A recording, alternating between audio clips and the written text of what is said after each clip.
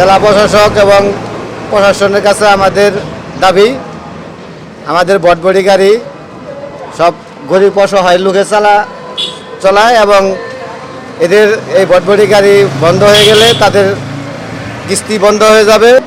আমাদের জামালপুর জেলায় 5,000 বটবডি আছে, এর ভিতরে 15,000 পরিবার আছে।